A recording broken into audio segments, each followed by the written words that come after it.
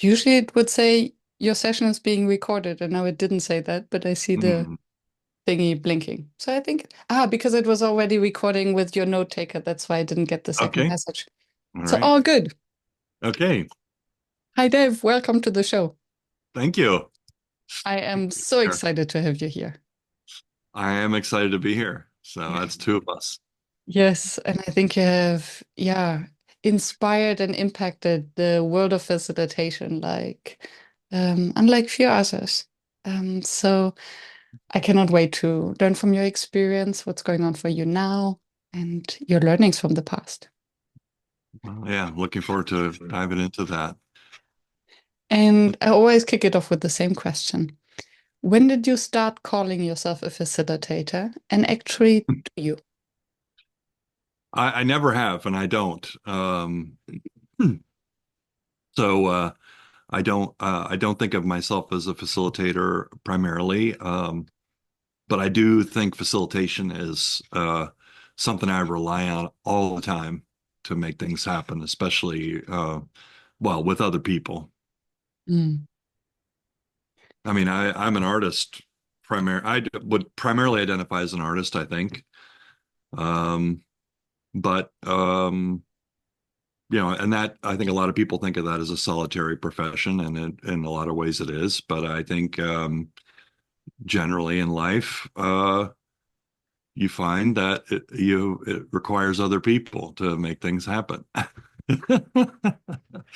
And if you want to make things happen with other people, with a group, or you want to help a group make things happen, there's this um, there's this magical thing we call facilitation that is, I guess, a kind of a practice Mm. focused on helping groups work better together.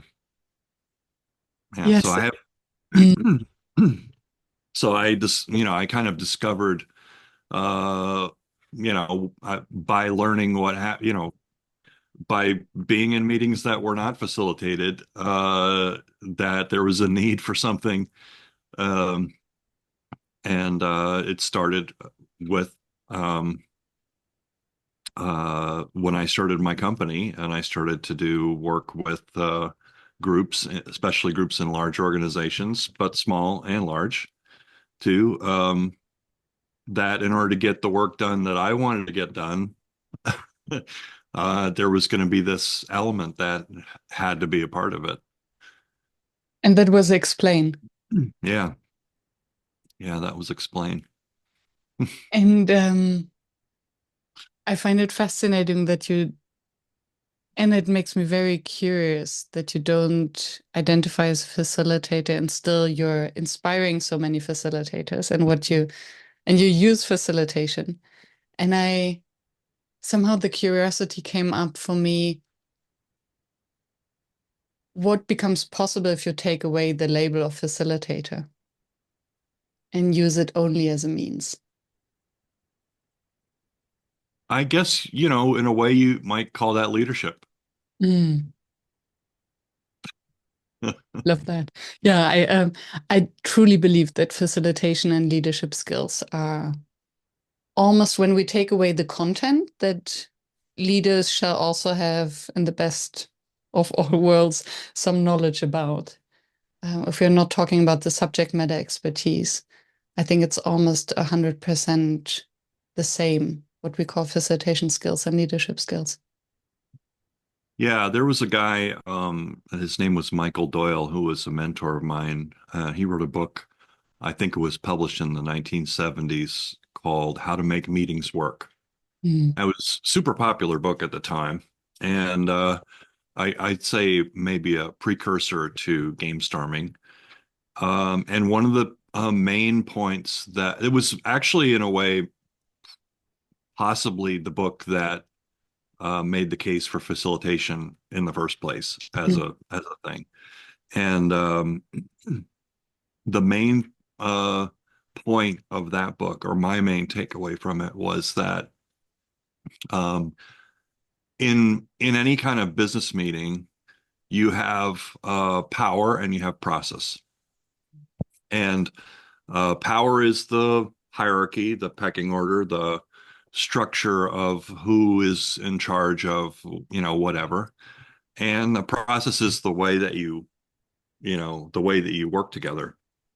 And the point that he made in that book, he and David Strauss, who was his co-author, was that power and process, the person who has the power in the meeting is not necessarily the best person to control the process of the Mhm. meeting.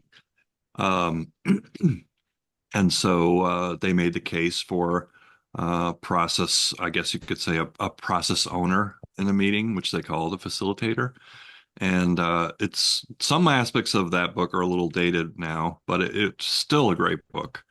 It's still a great read, and it still has a lot of resonance, I think, for me. And out of that book, they started a company called Cool. Interaction Associates, which was one of the first. They're still, I believe, they still exist there in Boston, and they made a business out of training people to do meeting facilitation. And I mean, when I was starting my company in the early 90s, um, I don't know that there was facilitation was necessarily as much of a thing as it is today. I mean, if people said facilitator, I don't know that anyone would know what that meant at that time. Um, and somehow it has the vision in the original book, by the way, was that every company should have a facilitation department. amen. So this kind of gives you a picture of the way corporations operated in those days. And the idea was you would whenever you had an important meeting, you would call someone from the facilitation department and they would come and do it. And there is an industry nowadays, I would say, a profession called facilitation, but for the most part, they don't exist under that title, under that name in most organizations. Most people that I know that do it are freelance or consultants. Yeah. Yeah. Um, And I think still few managers or team leaders would think of facilitation as a skill that they need or want to train, which makes me wonder how can it be that already in the 1970s this book has been out and the idea that we need to change something about our meeting culture, and we're still trying to solve the same problems, or we're still suffering from sitting in bad yeah. meetings. What is your theory of why it's still not fixed, why we're still suffering from bad meetings? Hmm. Well, I think people, I don't know, this is the first answer, but to speculate a little bit, I think um, um, even though people complain about meetings and there are a lot of badly run meetings, I don't know that the pain is so great that it's worth money to people to change that. Um, but I honestly don't know. I think um, when a meeting goes well, I don't know that people necessarily credit a good facilitator with that. When it goes poorly, I don't think that people sit and say, "Oh, well, if we'd had a facilitator, it would have been better." I think most meetings are not high profile enough that you would have a budget to go hire someone to come and help you run the meeting well. Maybe there's an expectation that we already know how to do meetings. We've never experienced it better. And I don't Mm, think that a facilitation department is can be the solution or that we need to hire external facilitators. That's so not sustainable. Uh, yeah, and I believe personally, I believe that uh, if you anyone who has meetings who um, they let's say are the owner of or that they need to make happen. Um, should think about the structure and the order of the meeting and think about what they want to accomplish and design the meeting to get what they want out of it. But um, I think most people, they either don't have the time, they don't make the time, they don't see it as a priority. They show up for the meeting and they wing it. Yeah. And and one thought just crossed my mind. So one thing that just crossed my mind was maybe a lack of curiosity. That what why are we having this meeting? What is the and that's now the bridge to you. What's the possibility of the meeting? Hmm. And I think now that I think about it, it's a meeting is always something that we have in our calendar and that we have to push through. Maybe it's this pause that distracts us from doing the real work or the opportunity Hmm. to meet with a few people, or a reason we can blame that we don't get the work done.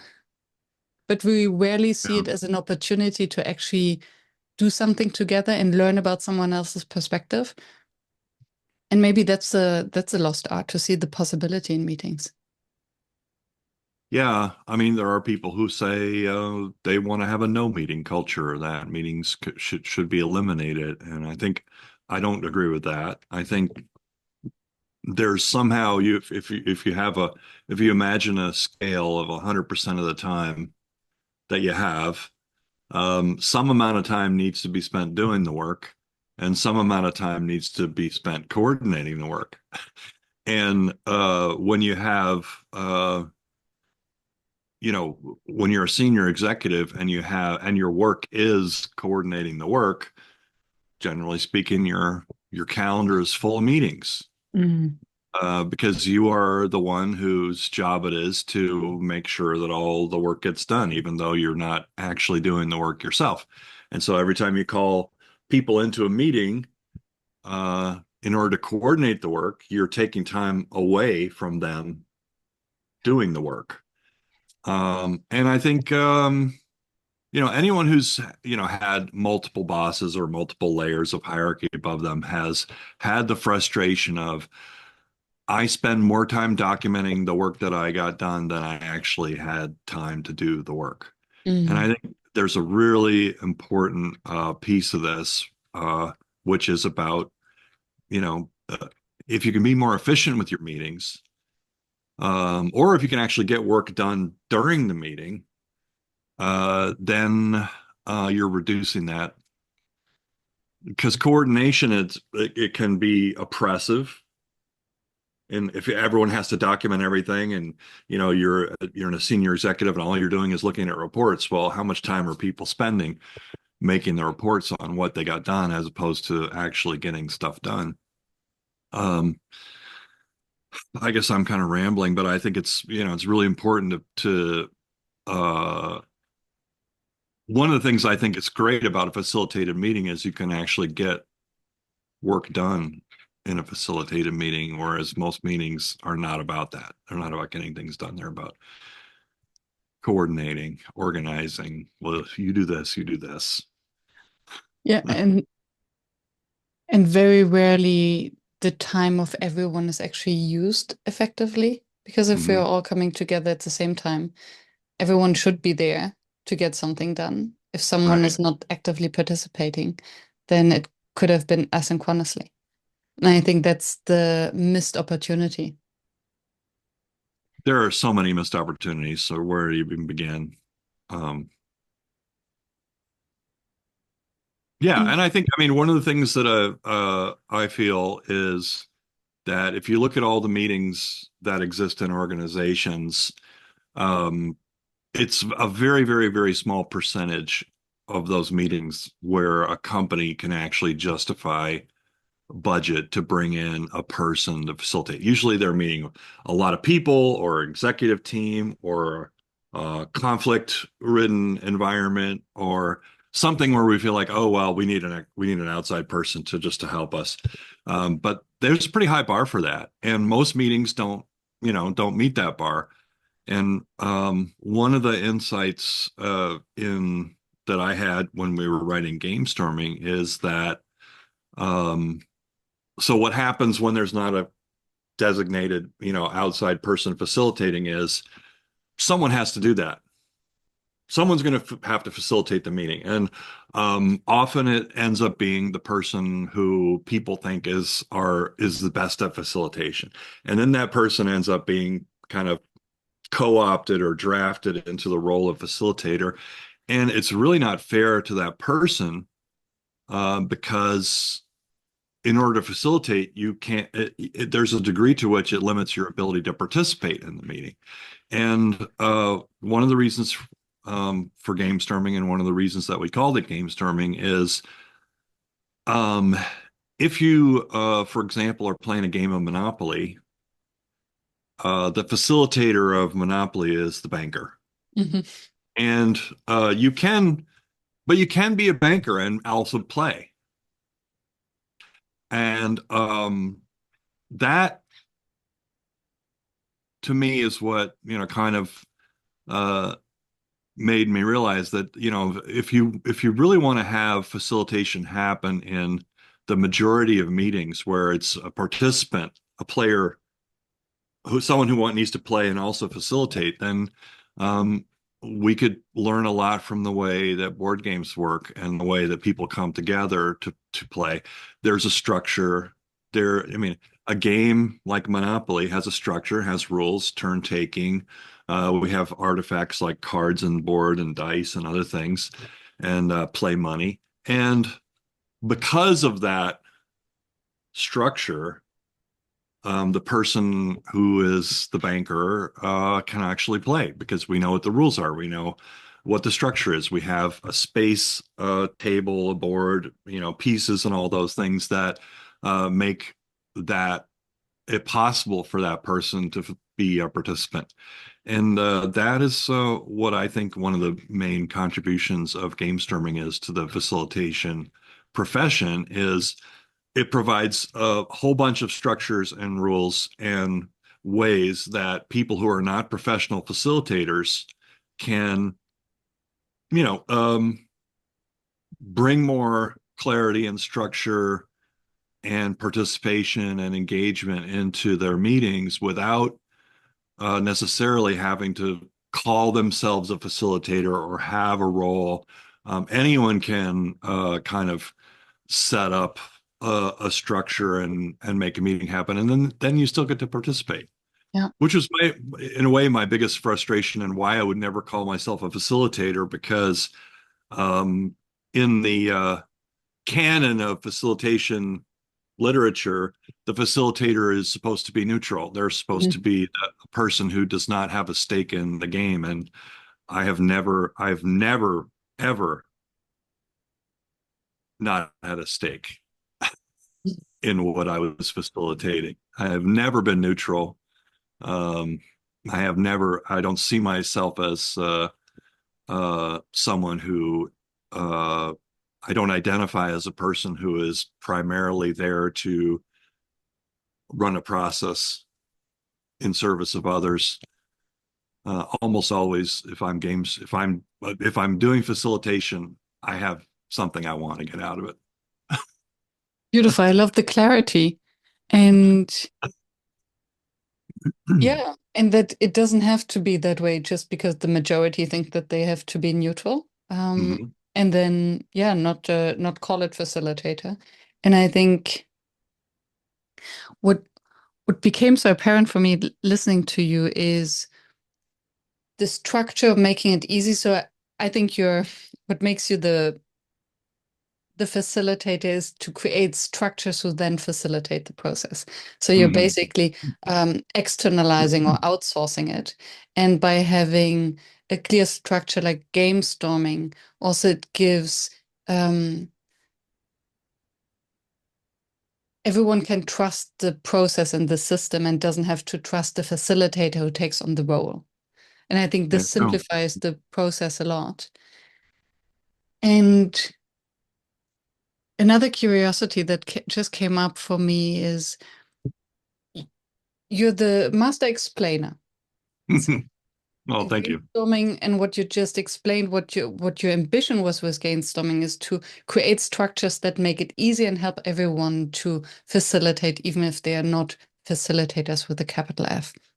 Well, that wasn't my original goal. But Uh, my original goal was to figure out how to do the work that mm, um, we were doing in my company. So, I mean, it wasn't, I didn't set out to enable an army of facilitators or anything like that. I was trying to figure out for my own sake. And this is where I know you've had asked the question, what happens when it doesn't work? mhm. But that's when I started to figure out, that it mattered. Yeah. My background, I started as a journalist. I used to work for newspapers doing infographics and Ah, visual explanations in the newspaper of, whatever, this and that, maps, charts, diagrams, explanations. And I only started the company Explain because there wasn't, it was clear to me that there wasn't a career in journalism for me, that the newspaper as an institution was in decline, and it still is, that is being superseded by a lot of other things that, people, you know, most people don't get a newspaper on their doorstep every day like they did in the 80s yeah. Yeah. when I started. And so I had to figure out, so I thought, when I did infographics for a newspaper, I was the kind of the storyteller. So I would, and my audience was the people who read the newspaper, not necessarily the experts. So I would go out and interview people and use my best judgment and make a drawing or a diagram, and that would get published in the newspaper. When I started to do that, and then I thought, okay, newspapers are going away, but infographics have a future, I believe. And whether they're in a newspaper or somewhere else, I know that people liked the there was a lot of people liked the way that visual explanations helped them get information quickly and clearly. And you know, they got, a lot of people would read the explanation, the visual, and not read the article. Yeah. It Um, condenses the information. That's a high art yeah, of doing it. yeah, it clarifies, it condenses, and it is, it is a rhetorical device that is really truly storytelling, just like a news story is storytelling. Um, we think of newspapers as repositories of fact, but there's a lot of judgment that goes into writing a news story or writing a visual explanation. There's a lot of what to leave out, what you don't see, what's left out of the story. You don't see what, um, you know, It's like statistics. well, it's different than statistics, right? Because not many people would be excited to open a magazine and just read statistics. But I We, mean, a visualization of statistics, you don't know what's left out, and that's right. it is Yeah. storytelling because you can change the scale and the perspective. Absolutely. Yeah, absolutely true. And so what I thought was, okay, I know how to do infographics. I can do them for business. But what I learned when I started doing this work for businesses is that it was a whole different animal. That um, number one, the customer who is paying me to do the work is also the audience. Mhm. They are going to be a judge of quality. And even though, and so not only that, there was a whole bunch of people inside the organization who each might touch a part of the story. And it wasn't so much. So I thought, okay, businesses have a lot of complexity, but they know what they're doing. So I will just talk to them and I'll draw a picture and we'll be done. But the fact is that a lot of organizations, they're made up of people. People are complicated. Many people do not know what other people are doing. People are Themselves. participating in a system that can be very complex where nobody understands the whole system.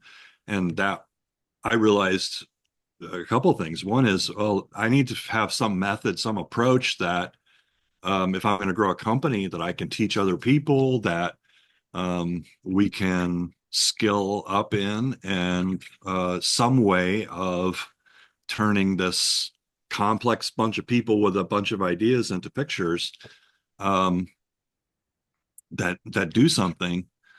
So that forced me to kind of deconstruct this creative process and think about all these structures and how we might, with a group of people, set a goal, collect information, visualize, and produce something.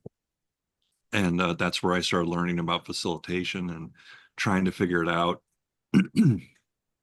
And this then basically led to a standardized system that you could scale as an agency, like explain, to bring it into corporations to help Yeah. them figure So out their when, complexities. yeah. So like when we first started the company, we would have a customer and they would want to, they'd say, okay, well, can we set up a time where we get together and we figure this stuff out? And um, no one would go. They would all make me go. I had to be the one to, they're like, nobody else knows how to do it, Dave. You go do.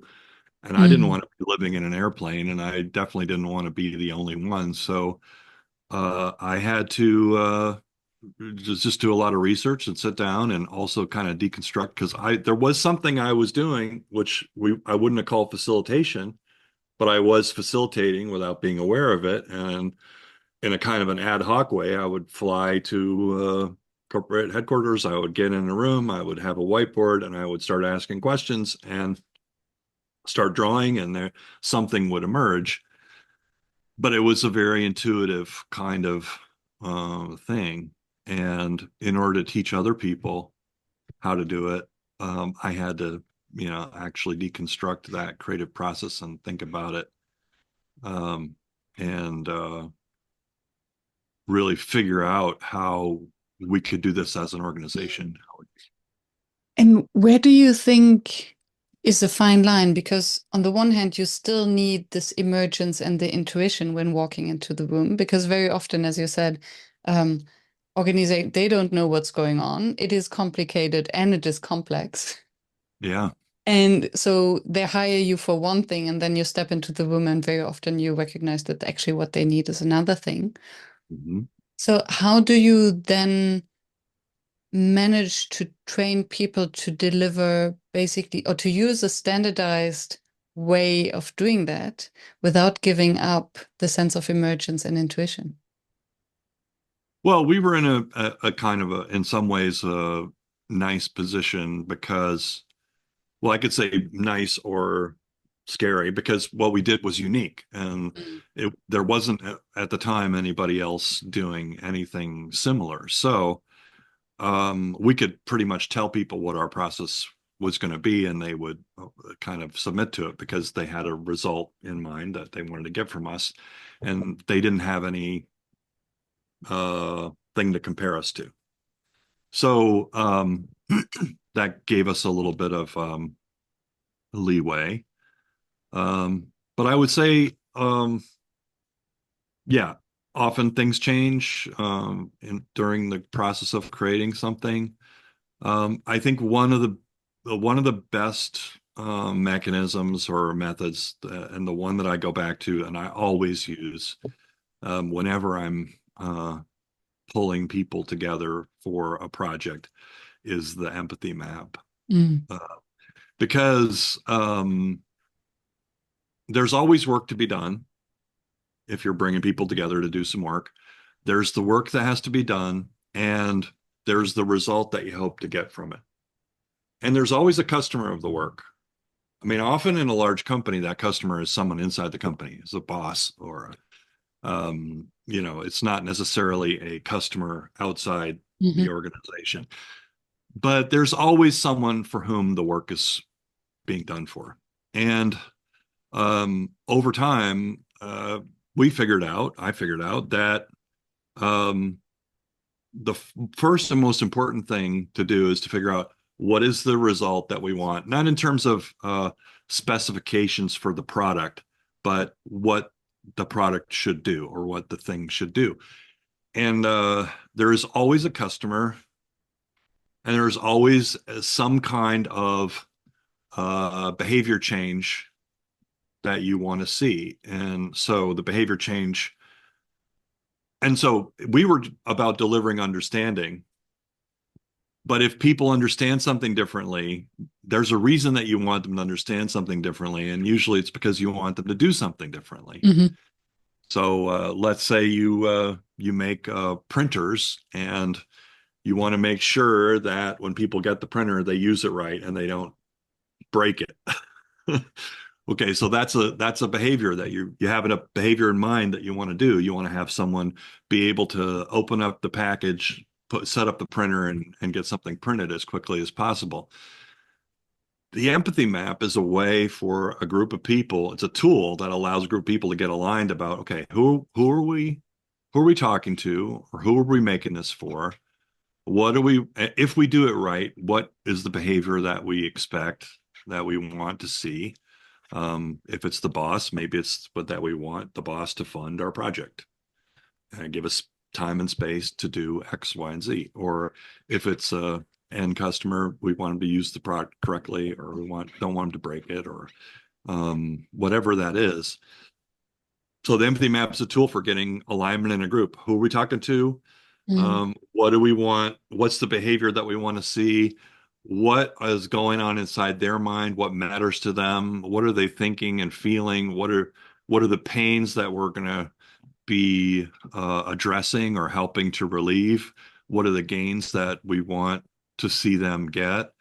And it turns out it's a really good way to get a group of people indexed to, okay, why are we here? What is our job? And then, so that's always maybe 15 minutes at the beginning of any kind of project.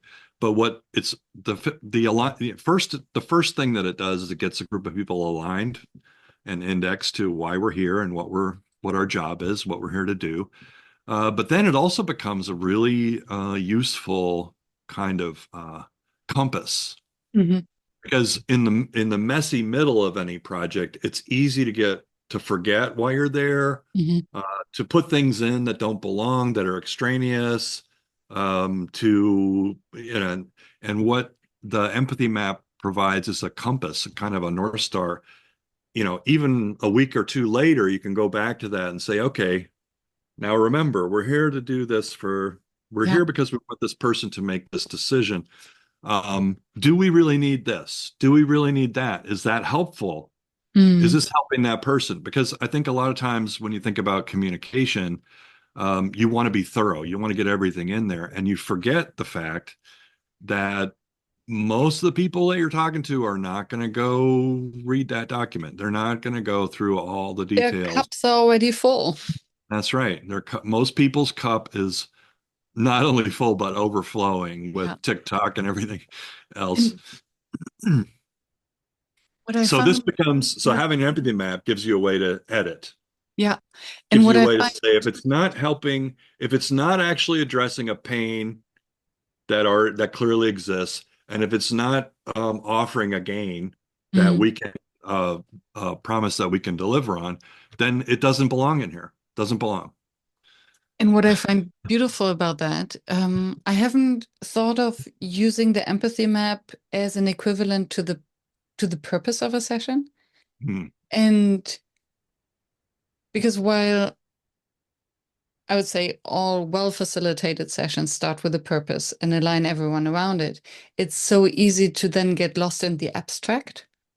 And when Hmm. the purpose is around a specific persona, it really also gets the empathy and the heart attached. So why Yeah. are we doing this and for whom?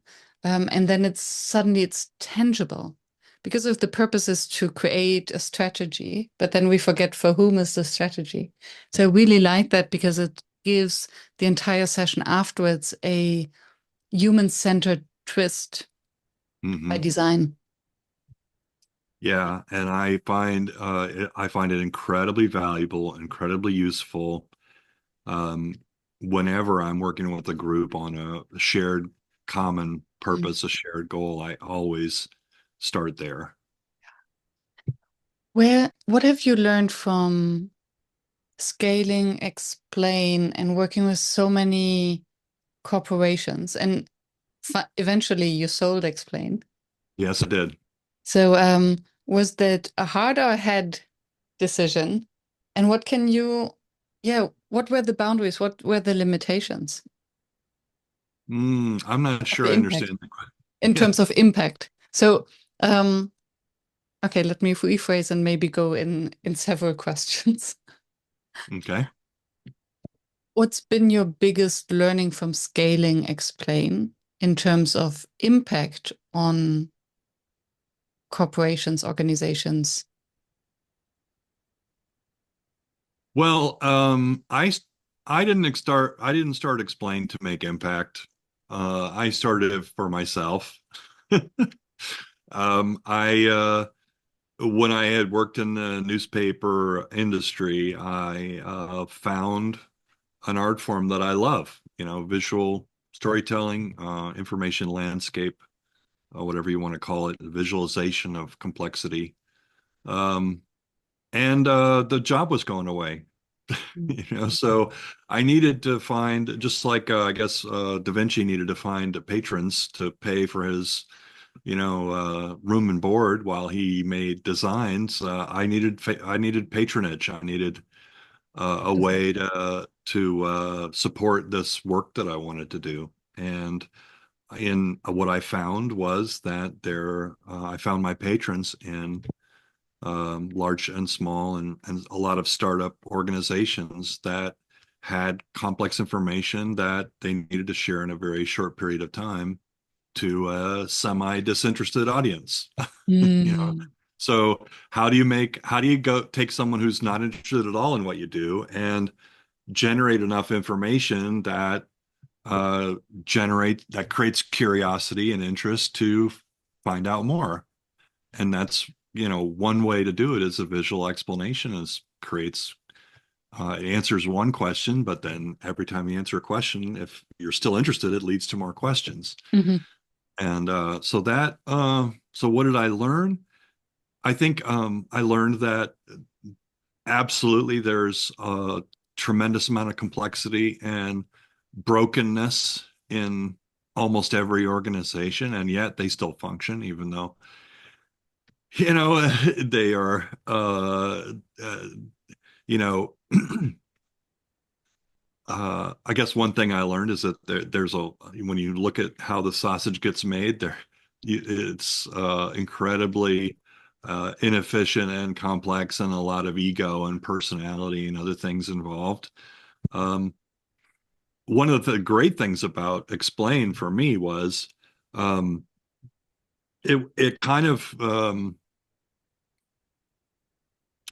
it served as a filter in a way because um, no one came knocking on our door uh, wanting to explain what they were doing when they were being evil or manipulative, or when people want to be understood, generally speaking, they feel like they're doing something good.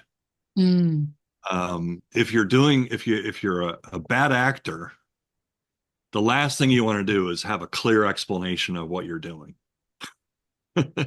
So I found it was one thing that I found was that the kind of people who approached us to do work, generally speaking, had very good intentions. Um, they uh, they had a desire to be more clear in their communications, and that's not everybody.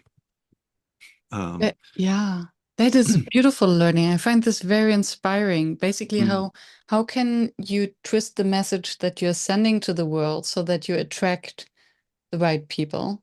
So how can you basically help them do better work? And then you only or bring more transparency, and then you want those who don't fear the transparency. yeah, well, it wasn't a matter of twisting what we were doing. It was a matter of being, so it was more a matter of my purpose and our purpose. And our Yeah. purpose was very driven by what I had picked up from a culture and ethos of a news industry, Mm. which is, be clear, tell the truth, um, let the viewer, let the audience decide. Try and present the facts, try and present the truth as best you can, and you know. My belief at the time was if we can improve the level of clarity in the world, then that's a Mm. good purpose. That's a good and out of that purpose comes the filter. Yeah. You attract people who share that desire, share that purpose. Yeah. So And I don't it's, know that it's about twisting your message. It's oh, I about did. understanding your own purpose and what's the change that you want to see in the world. In my case, it was, more clarity. And I didn't mean twisting your message in terms of adjusting it, but being clear in your message so that you attract those you want to Yeah. attract. Yeah. And what just came to my mind, you speaking about the infographic and that it, or the information, the condensed information that it's understood by everyone, um, then it is neutral. And it feels as if you're then outsourcing the neutrality, then you don't have to be neutral if you're creating. Uh, whenever I was facilitating, I would, my goal was, and one of the good reasons for doing the empathy mapping was once we had an empathy map, from then on, I would be advocating for that person in the meeting. I would be their advocate. Beautiful. So Yeah. my Because they job didn't is have a to make, voice.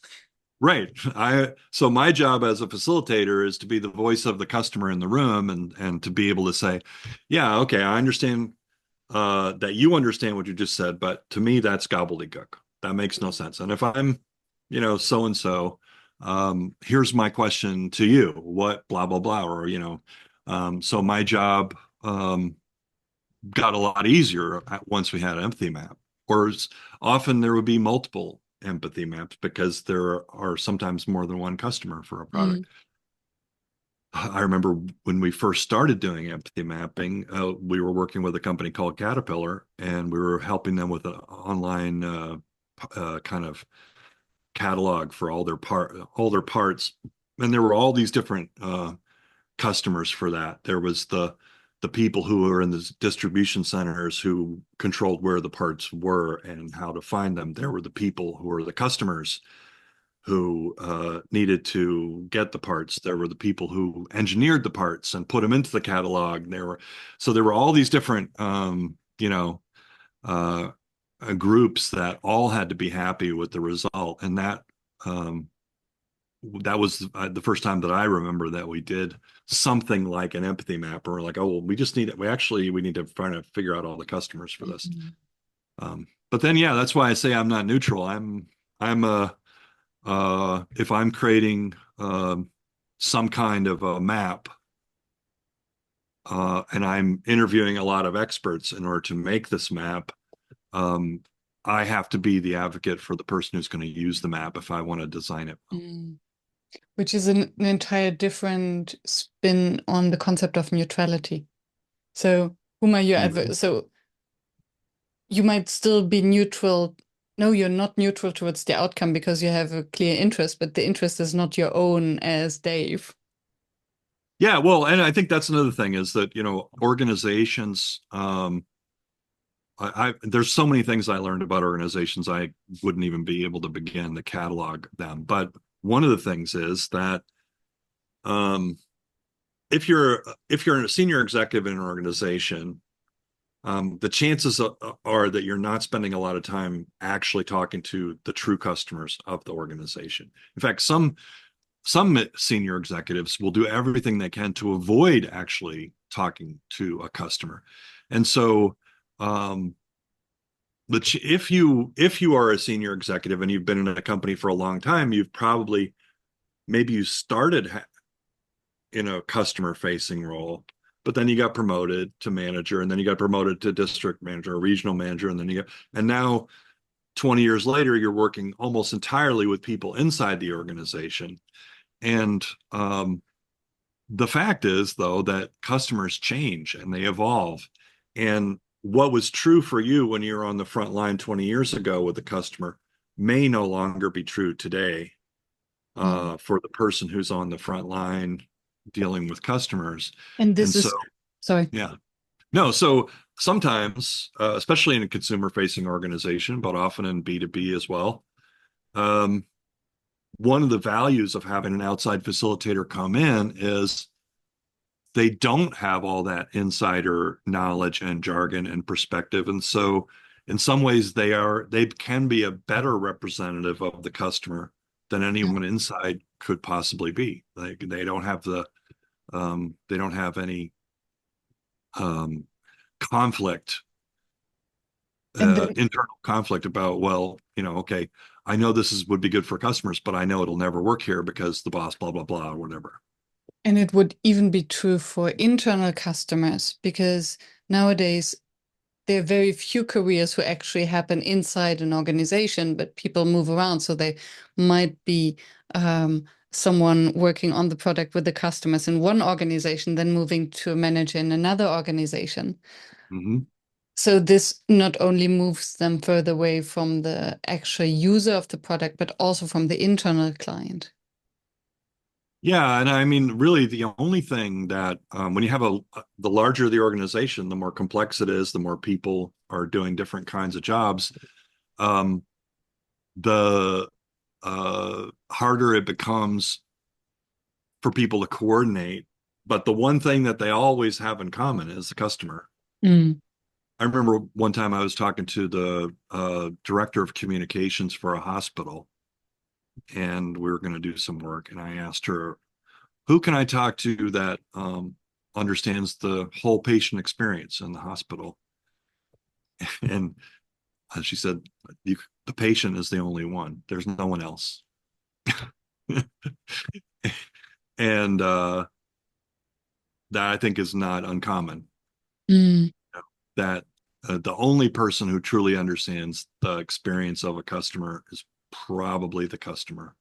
Because, you think about any organization of any size and complexity, well, if I, let's say I call the cable company because I want them to hook something up and I'm a new customer, well, I know I'm going to get to talk to someone right away because they're going to prioritize that. But if I'm already a customer and I want help, there's a whole other number I have to call and a whole bunch of hoops I'm going to have to jump through.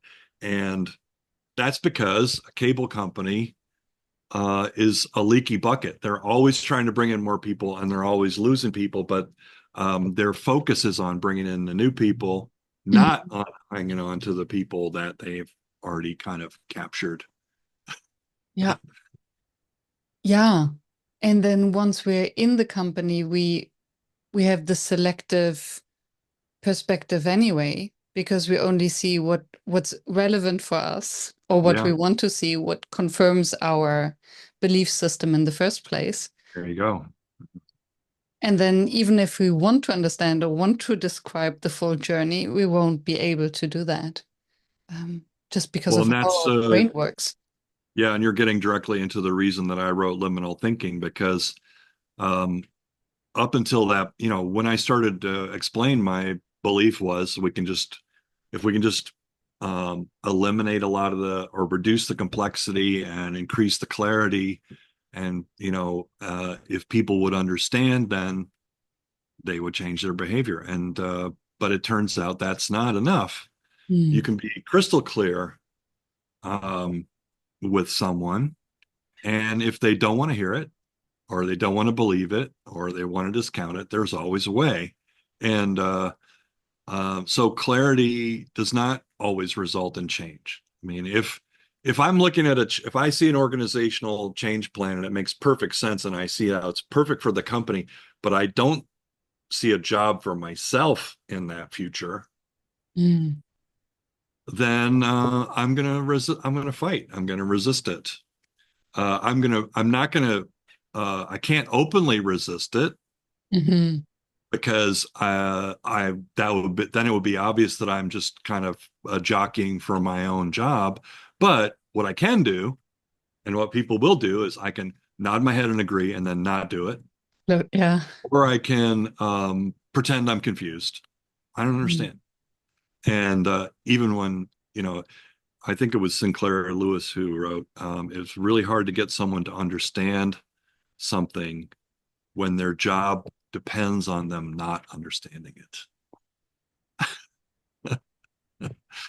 And so I realized, okay, clarity is a part of the puzzle, but that is not, but clear and concise and concrete information is not enough to change people's minds to Behavior. change their way of doing things to, I mean, And so and there's most something deeper, something, and most probably it would change their behavior. So if I know that my job depends on it that I don't understand, and then as you say, I will I will pretend, and then I change my behavior in order not to understand and to boycott the system. So it is a change, but not in the right direction, yeah. in the direction that is wanted.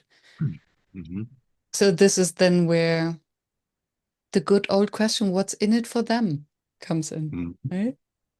Yeah. Which is, and that's then it links back to the empathy map. As soon as, or Yeah, as long as that, we can answer the question, what's in it for them?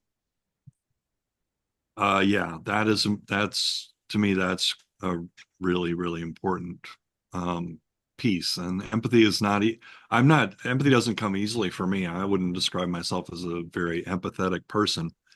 Um, but I think it's really, really important to understand who is the customer for the work you're doing.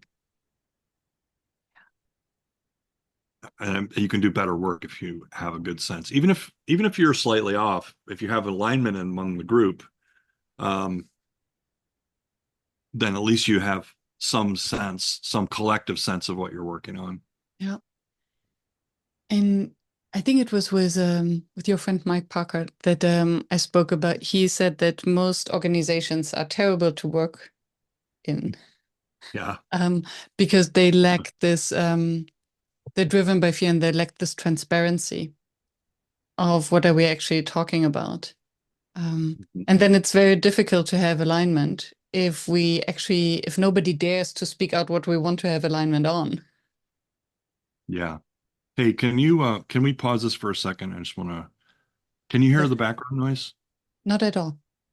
Okay, then never mind. It's not But does bothering it you. Then distract you? nope, it's fine. Someone upstairs is listening to radio, but it's okay. Yeah, the Zoom background noise canceling is amazing. Great. Um, and that's a beautiful pause, maybe um, to shift the directions a little bit, if you agree. Sure. Yeah. Because I, what I'm fascinated about is the work you're now doing as a possibilitarian. Yeah. And it looks from the outside, I still haven't managed to meet your fireside conversations yet. But it looks as if instead of trying to change organizations from the inside um, through an agency, it almost looks from the outside. This is what I observe, and please correct me when I'm wrong. That it's almost like a guerrilla system or a Trojan horse system of collecting individuals who want to make change possible, and then to collectively induce a new vision or possibilities. Oh, that's really interesting. Yeah, well, what am I doing? I sold my company a couple of years ago, so that, kind of put me in a position of what am I going to do now? And I have, for better or for worse, in the process of starting a company, I learned that uh, if you can, like I said, when I started the company, I was looking for patrons, right? Or, customers. Um, I realized that, we all have to make a living somehow. And I had a mentor of mine once said to me early on, um, you either you learn how to sell or you're going to work for somebody who knows how to sell. Mm. Those are your two choices in life.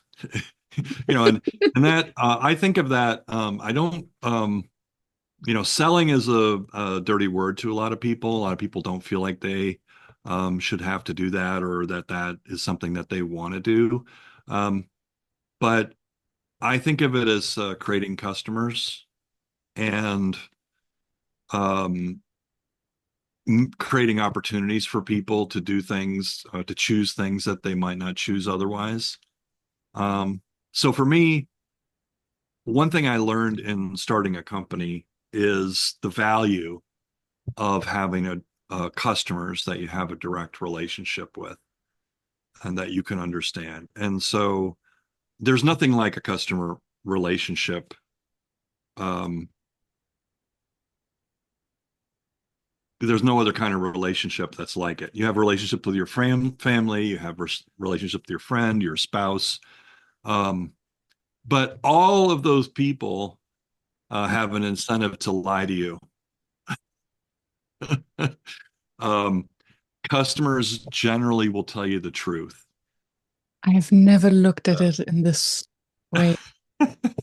Well, so again, for me, like it's always been very important to have some kind of feedback mechanism, some kind of validation that what I'm doing is valuable, that it's worth something, that it means meaningful to people.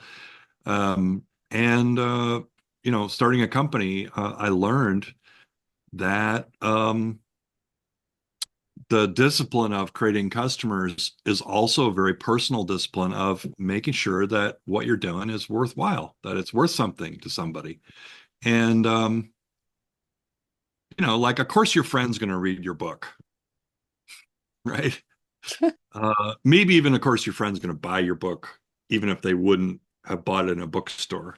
And then your friend's going to, of course, going to tell you that they loved your book. The mom test. Yeah. Yeah. But that doesn't make it a good book. Um, what makes it a good book is when a stranger that you haven't met before reads it and is changed in some way, Mm. or has an experience that was meaningful to them in some way. And that's a customer. And, you may not think, an author, you may not think that they're in sales, but, the fact is that, you know, um, the author is the primary person who's in charge of marketing and selling a book. The publisher doesn't do that much other than put it in a bookstore, unless you're Obama and, like they want to put a budget behind it because they know you already have a bunch of big audience. But and what you do when you write a book is, again, you're creating a choice for people, something to do with their time that they wouldn't have had if you hadn't written that book. And so for me, I don't think of it as sales. I think of it as building a relationship where I know that the work that I'm doing is valued. So when I set out to start Explain, again, it was for me. I needed to make a living. I knew that I didn't see a career path in the newspaper industry that was exciting to me.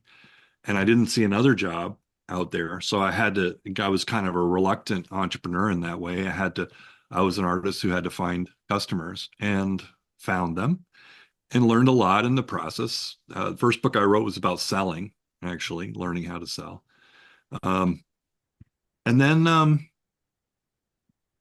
so when I sold my company and I was thinking about what I wanted to do next, one of my design constraints was I have to do something that's valuable, that means something, that's not just meaningful for me, that um, something that has customers. And quick observation, what I find interesting, the first two times when you started at the newspaper for the infographics, and then when you started Explain, you both times said that you started doing that for yourself. Yeah. You want, and now this time was the first time, if I understand you correctly, that you actually thought you wanted to do something meaningful for the outside world, for the others. Well, in order to do something for myself, I have to be meaningful to others. Okay. Okay. So we everyone has the challenge of creating their life, Hmm. right? And um, we have essentially, if you have to make a living somehow, then you have to make choices. And um, the most common choice for a lot of years has been finding a job, which is about fitting in. Every organization has a system. And when they look for people to hire. Um, they want you to conform to their system in some way. Hmm. Um, and in a way, that is if you get a job and you have a boss, then you have a customer. That is your customer, your boss. And your boss is not going to lie to you probably that much either.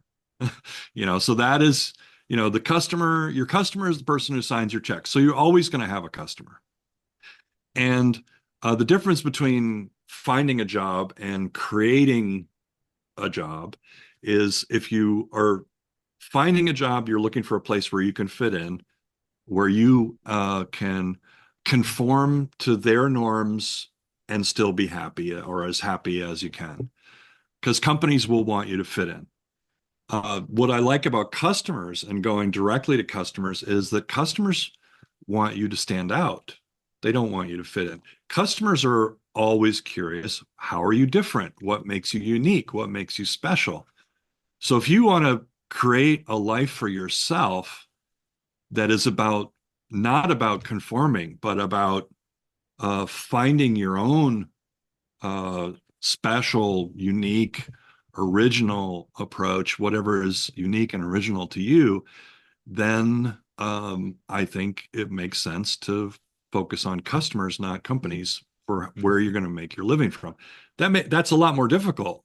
Much easier to kind of say, okay, well, here are the jobs that are available. My favorite is that one, you know. And then that's how I got into the newspaper job, which I loved, and I would have done forever if that industry had been in a growth mode. I would have stayed. I would have kept doing that, but I didn't. And I was in the dilemma of having found a job that I loved and didn't know where the customers were going to come from. But I had enough confidence based on the experience I had had. I don't know. I had a maybe a unrealistic confidence that I can figure that out. And we did. I did with help from a lot of friends. And so again, when I say create a customer, that is somehow trying to find an overlap between what you do, what you want, and what other people are willing to pay for. Because one thing I learned in growing Explain is you will never be able to sustain your energy over a long period of time unless you really like what you're doing, unless you can do it, joyfully and it's fun for you and it's exciting, because there's a lot of obstacles and challenges and other things to overcome. So when I sat down after all that experience to start something new, I had a lot of constraints in mind, a lot of constraints. Number one, had to be something that I could do joyfully every day, that I could, it had to be something that I was excited to do every day. Number two, I didn't want to be a consultant for large organizations. I wanted to do something that was accessible to anyone, pretty much. So that gave me like idea of Netflix level pricing. I wanted to be as easy to buy as Netflix. Okay, which means now I can't just get one or two customers. I have to get hundreds of customers. So in order to make it accessible, I had to, that was another decision. Okay, so what can I do joyfully um, th that would be valuable enough that other people would pay, like at least what they would pay Netflix to experience it. And then I had a couple other constraints. Another constraint is I didn't want to travel. I didn't want to be, I had enough of, business travel, and I've loved the visiting of other places, but the process of travel is exhausting. More so even, after COVID and after 9/11. It's just onerous. It's something I like to do when I want to do it, but I don't want to have to do it. Mm. So that means it had to be virtual. Um, Another constraint I had was I didn't want to have employees. I didn't want to. One thing I learned that I didn't like in growing a company was being a boss. So I needed to do something that I could do, that was accessible, that was affordable, that I could do remotely, that I could do joyfully, that people would be willing to pay for. So again, there's a bunch of design constraints that go into that, but one of the primary ones is um, I wanted to have customer relationships. That's very important to me. Excuse me 1 second. So, uh, Yeah. you know, so that again, it is for me. So why did I start the School of the Possible? What did I want? Um, I work out of my home. I work remotely. I do creative work. I can do it by myself, but I really crave creative community. Mhm. That environment, that kind of workshop environment where you're making things in the company of other people who are making things, that you have maybe some change for the world in mind. Maybe it's simply about creative expression. There's a lot of reasons why people um, decide they want to lead a creative life.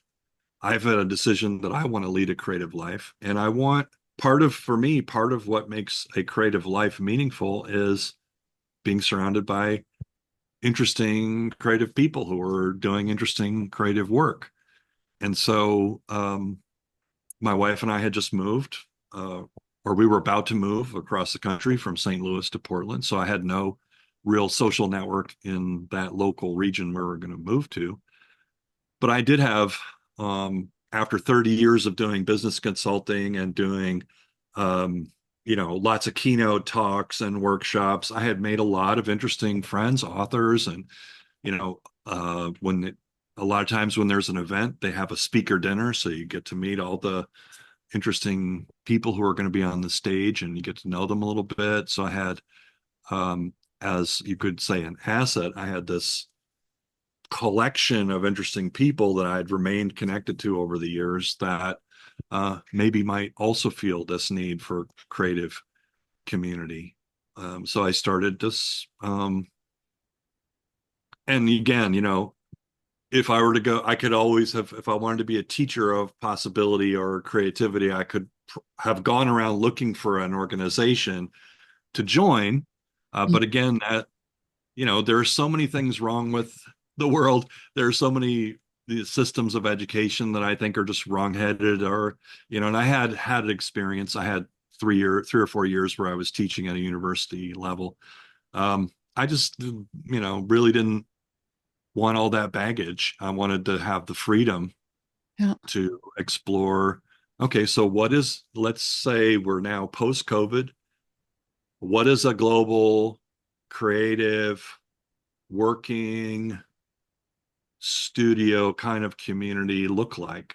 What does a school look like if we know that we don't need ivy covered brick buildings to have a school anymore. We know that higher education is way out of, at least in the US, way out of whack between what it costs and the value that it brings. A lot of people are questioning that.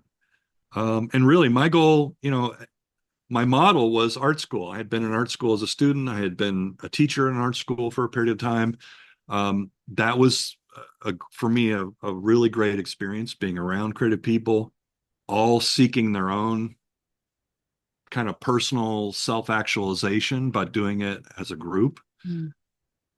So yeah, that was kind of where it started. And this campfire call that you referred to, it's not really a fireside chat because I'm not usually I'm more, people come in and I set a few ground rules and then I do put them into breakouts. And they talk about whatever they want to talk about within the scope of creative energy. I ask people to leave their ideology and their advocacy at home and focus on what they're curious about and what they're interested about, what they're learning about, what they're inspired by. And that was the first kind of piece of this creative community is, can we just get people to show up on a Zoom call and talk about creative energy and the things that they're working on? And it's been about a year, a little bit over a year that I've been doing that. And that's the highlight of my week. I look forward to that. But those people aren't quite customers. It's a creative community. And we talk about a lot of interesting things, but it's still not enough for me. So, because I also want to be seeing creative work getting done. I want to Mhm. see people, sharing the process. I want to be having conversations about how can I make this better, and am I being true to myself here? Or help me think about this, Mhm. kind of stuff. And I want to see, um, though I want to, I want to be part of a community Implementation. that's actually producing things. And because I think you can be a creative person without creating anything. You can be creative in the way of, ideas and exploring ideas, but creation is a different story. Creation is actually making something, Yeah. and what creators do that I think is special is that they transform ideas and things that live only in their imagination into things that other people can experience in the real world. And that's Mm. where the magic happens for me.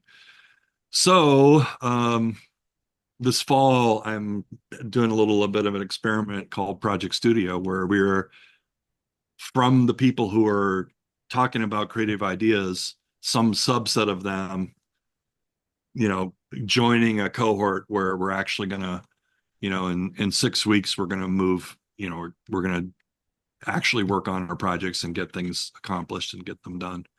So Beautiful.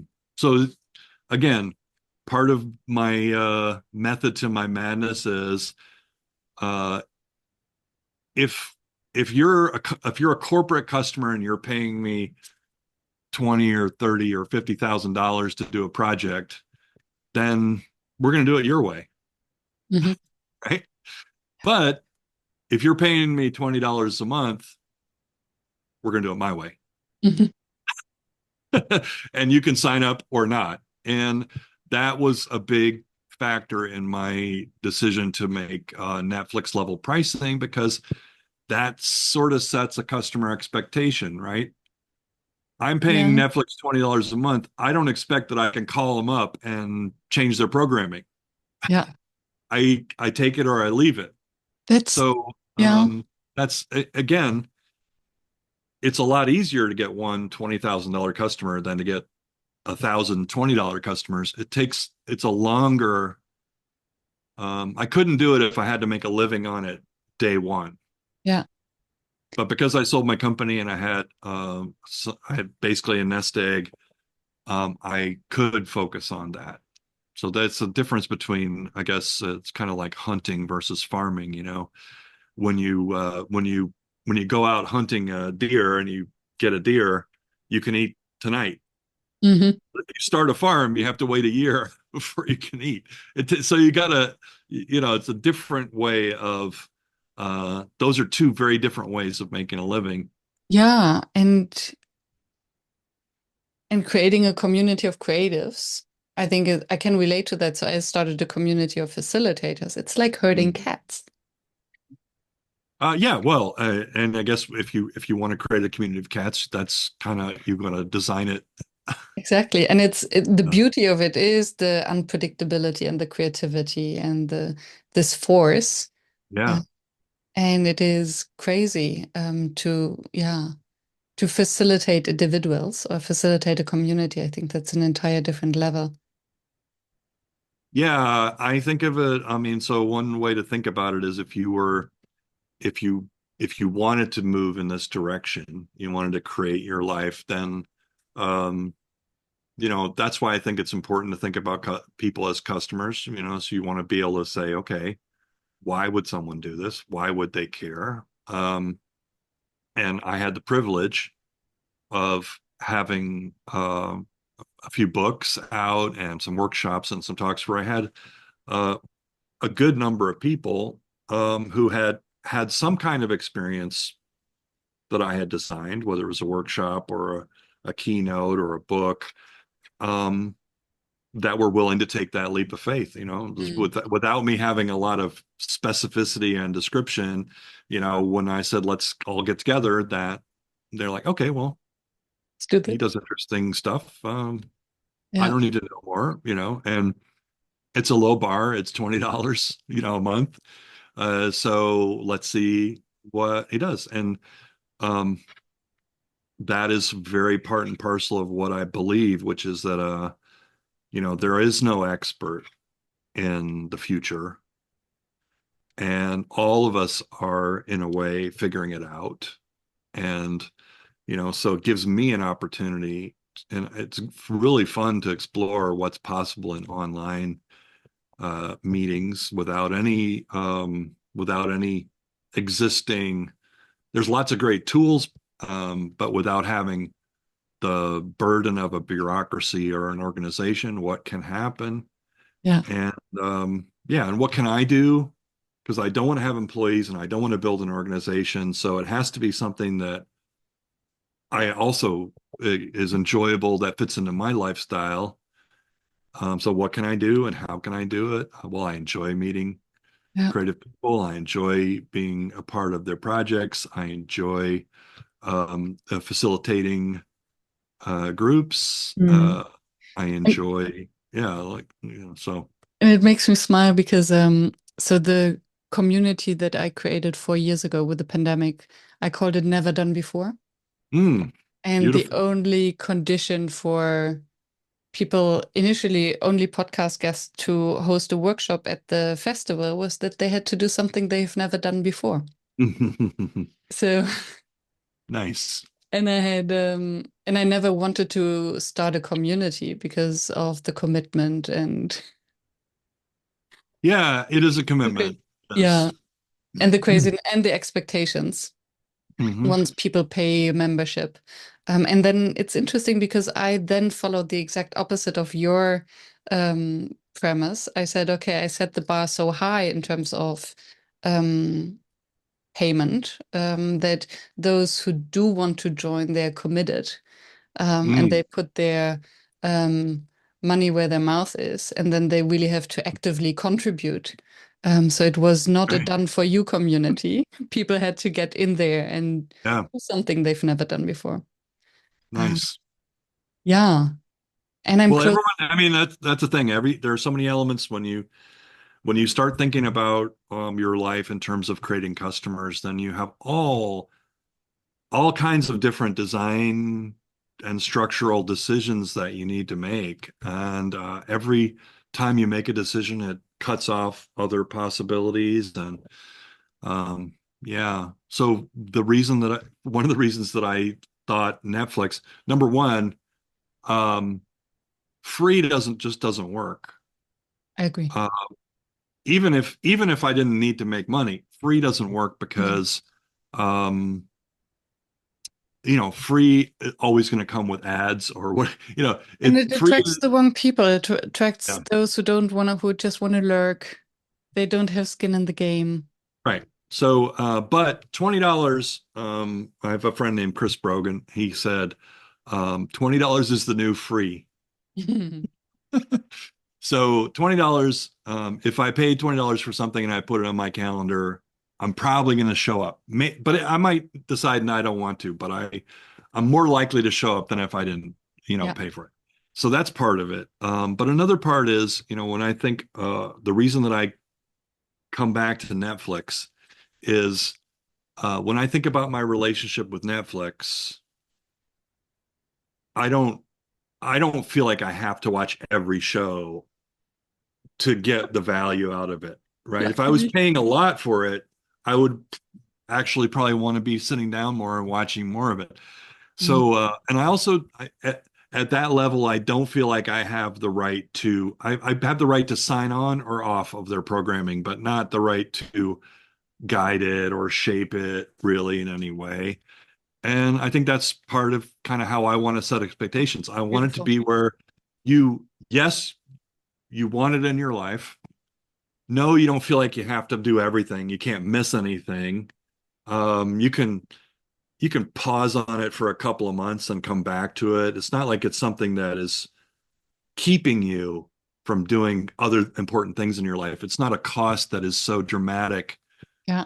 Uh, but again, everyone has to make their own kind of thought, have their own thought process around this. But for me, it was like, okay, I want to do what I want to do. It's got to be fun for me first.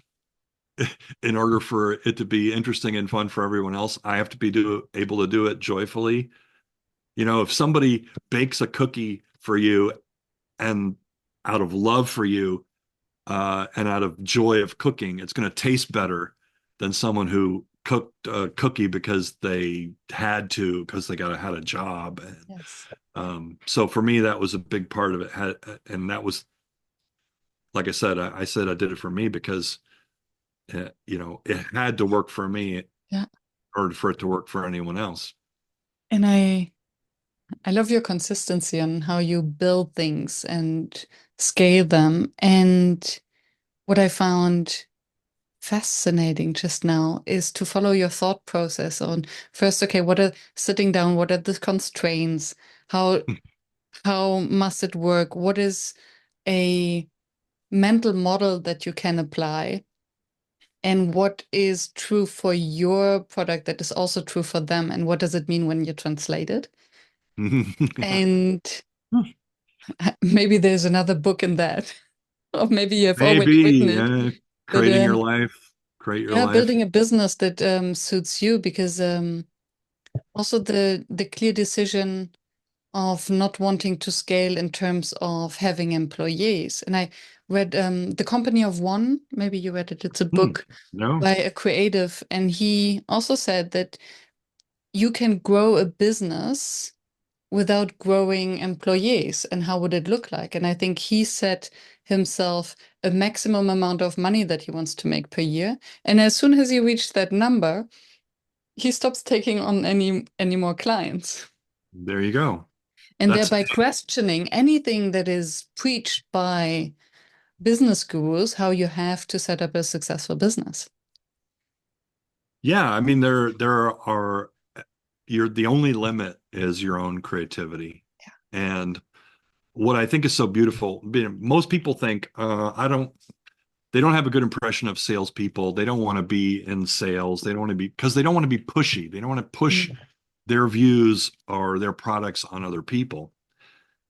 But the other side of the coin is every single person who buys something, there's someone on the other side of that transaction selling something.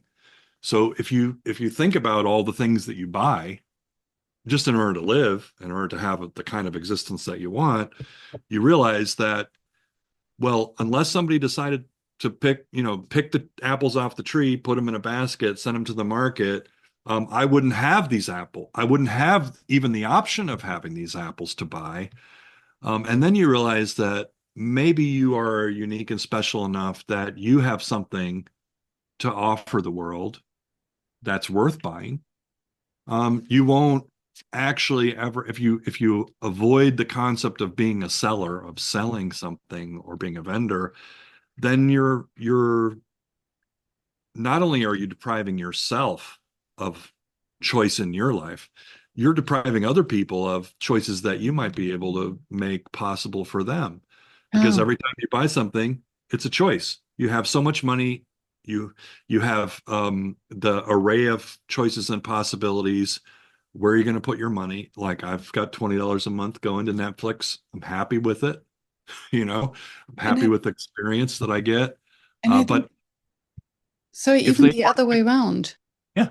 So there you have the opportunity. So if you're selling, you have the opportunity to change, to make an impact on someone's life. And if you would give it for free, give it away for free. You wouldn't have the capacity to maintain yourself, to put the energy in it, to create that. And I Right. think to the It act wouldn't of be sustainable. selling, yeah, the act of selling, of making someone aware that there is a product or a service that could potentially solve their problem. I think that's an act of service. And then, of course, they want to pay for it because they want to support the person who's helping them. Yeah. And I think there's something also about if the person who is selling something is also the person who's delivering the service, then there's an additional bond that is created. Yeah. If you are, because I know a lot of times, a consulting company, you, uh, if you hire a consultant, you probably want to get to know them before they do the work. And like, if you're just talking to a salesperson and then they leave and the consultant comes in, there's a challenge there. The relationship gets created with the person that you're buying it from, and now you get someone else coming in. Um, I think who was it? That was I think it was SAP. It was a customer of SAP that was telling me this that when you hire when you hire SAP, like you first talk to the liars. Those are the salespeople. Oops. And yeah, the liars are the ones who make all the promises, and then they go away, and in come I forget what the word was for the people who came in, but they're the people who deliver, who had a whole different agenda and a whole different kind of relationship. Um, Maybe I think it was the assholes. Versus the Doesn't liars get and better. the yeah, no. So now this is SAP many years ago. I know they're very design focused and oriented. Maybe that has changed over the years. But at the time, SAP's whole value proposition was we have the industry best in class processes, and we come in and we install our software, and you have to change all your behavior, and that will make you a better organization. Well, some people didn't find that to be the case after they had, Yeah, after I've they had seen that. hired the company. Yeah. Um, but I think, I feel like we all have within us um, a creative life isn't for everyone, but it is something that is available to anyone who wants to have that in their life. And it's not an easy path. There's no guarantees of success in creative life. But at the same time, when you take that choice and you make you go in that direction, um, I think you should only do it if the work itself is fulfilling enough that it's meaningful to you and you can sustain energy for it. And if you can't, then just go get a job. Yeah. you know, uh, but I do think it is exceedingly rewarding to focus on a life of generative creativity, you know, making a uh, making changes in the world, fulfilling your own kind of need um, to Great. to find meaning for yourself and others. Yeah. And your journey also reminds me of something I heard once, that when we become entrepreneurs or solopreneurs, we in fact try to solve our own problems. Always. Always. Yeah. Mhm. Yeah. And that's, and as long as we are curious and want to do that for ourselves, this keeps us running and keeps us creative and open-minded. And once we either solve the problem or it's not a problem anymore, then it starts to become a job, and then we either need to tweak it or to find something else. Yeah. And I think that some people will embark on a creative life and want to make a living at it. Other people just want to do the creative work for its own sake. They don't necessarily need to pay their bills with it, but it's something that they want to have as part of their life. And so part of the philosophy that I had in starting the School of the Possible was, we live in a very unpredictable world. we can't predict what the jobs of the future are going to be, or what is going to be required, or what's going to be available. So school, you know, and the idea of school being something you do into your 20s and then you quit and you go and you exercise your capability for the rest of your life is, I think it's an obsolete idea. That's why I think, okay, well, school should be an option for everyone, especially a creative Yes. working kind of collaborative creative community kind of a school where we're not teaching things that are known, but we're figuring things out together. Where um, everyone teaches and no everyone learns, but nobody teaches. yeah, Yeah. right, which is wonderful. And I think so for me that says, yeah, there is a space for something that is, as easy to add to your life as Netflix is, Mm. pretty low bar, but that is more for that creative community and creative spirit, and having a group of people that you can kick ideas around with, who can look at your first draft and tell you what they think. Yeah. And also just, I had been in, like I said, I went to art school. I'd been a teacher in art school, but I wanted to have a more expansive idea of creativity because, you know, having made, paintings and drawings and products and services, I think all those things require a lot of, starting a company is absolutely no less of a creative act than making a painting is. And in fact, it's a lot more significant in a lot of ways, and it has a lot more significant impact.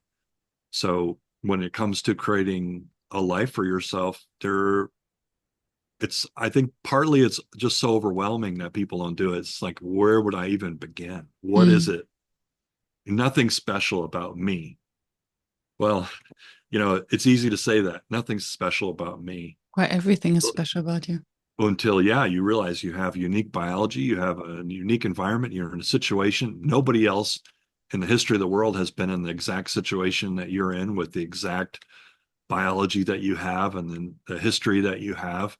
And that gives you a unique point of view on the world. And um, most of the world is not encouraging you to lean into that uniqueness, or the original aspects of it. Most of the world is trying to create a place that you can fit in and conform to, and become a employee of. But if you choose to think of it from a creative point of view, there are um, so many possibilities. And And yet, rewards. but we don't get there by thinking. That's the thing. Yes. You can Yes. think about them all day, and that doesn't move you anywhere. You have to start making things. You have to start doing things. Yeah. Um, and that's the only way that you learn. And the moment we realize that failure doesn't mean death, Yeah. and yeah, just leaning in and daring. Yeah. Yeah, I think I started my company. I started as a freelancer 5 years ago or six. Now I have a company 3 years since for 3 years. And I feel this year as if I graduated my MBA from entrepreneurship. Oh, wow. Good for I did you. all the failures, all the mistakes Oh, that I could have wow. possibly done. And next Awesome. year I start the real company. So yeah, I can subscribe to that. What is the one thing that you would have liked to know before when you just got started? And I'm aware of time. I hope you have time for just one more I question. got maybe another 10 minutes, 5 minutes. Yeah, that works. What was the question again? What is the One one thing? thing that you would have liked, wished you had known before when you started this entire journey, quitting the job at the newspaper? Um, so I would have done things differently, of course, if I knew then what I know now. Um, and one of the things that I regret is that I was starting something that was very unique. And when you've got a business that's, young and getting started, you have a lot of people coming around that are ready to tell you that they're experts and they'll help you fix it and they'll help you grow it and they know how to do it and they know how businesses should be run.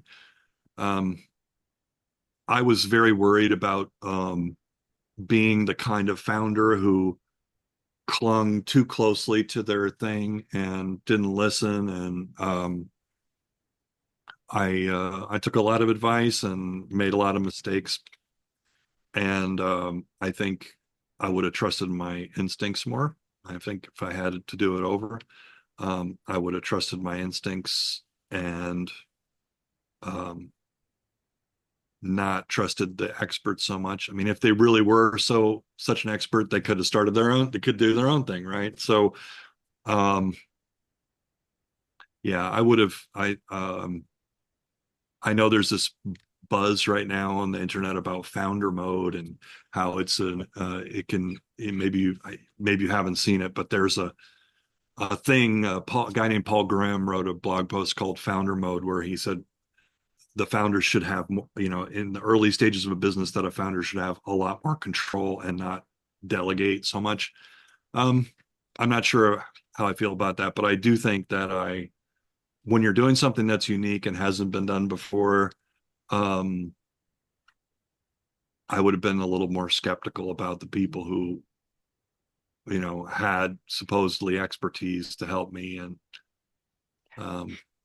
yeah, and I think I probably would, you know, I am in a way, doing it over again. So what I learned is showing up in what I'm doing now.